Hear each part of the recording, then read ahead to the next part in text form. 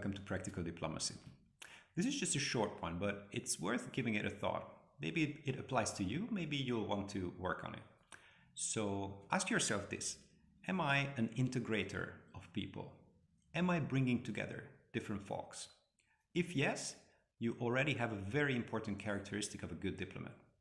Obviously, being open, attentive, finding the common voice with all kinds of people is a fundamental approach or quality.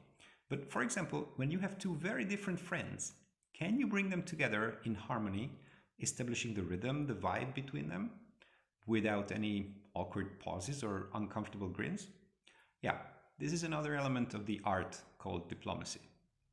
Obviously, you won't always succeed. Of course, there will be times when this harmony, rhythm, vibe is just not achievable, no matter what you try.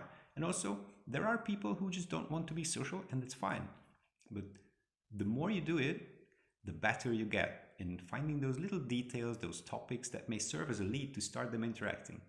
With time, you will start to see how to fit together different styles, where to help, how to encourage their conversation in subtle ways, and of course, when to withdraw, feeling that the groove is established and you can now leave their connection strengthened in its own way. One of my favorite diplomatic moments was when I hosted a smaller cocktail event as a chargé at our embassy. And I invited like 15-20 people, all from the biggest and strongest countries and all from those who we cooperated with closely as well.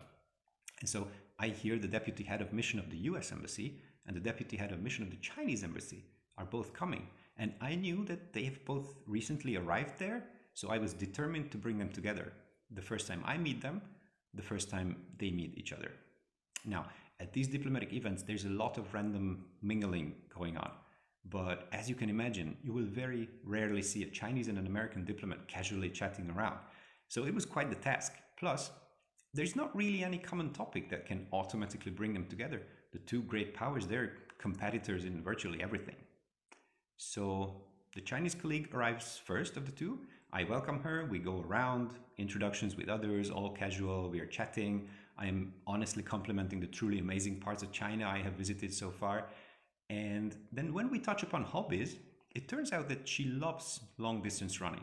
She even ran marathons, and that's where it clicked. When I was Googling the American colleague, it was obvious that he's a runner, photos with finisher medals and all that. So there I had the common topic. So a little while passes, I'm going around, interacting with people, observing the dynamic, never letting anyone stand alone in the corner, and the US deputy arrives.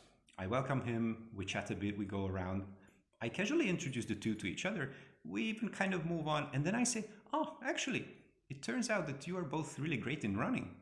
Now, the moment before, they both were a bit stiff, observing protocol, more polite than casual. But now they look at each other as someone from the streets running past them.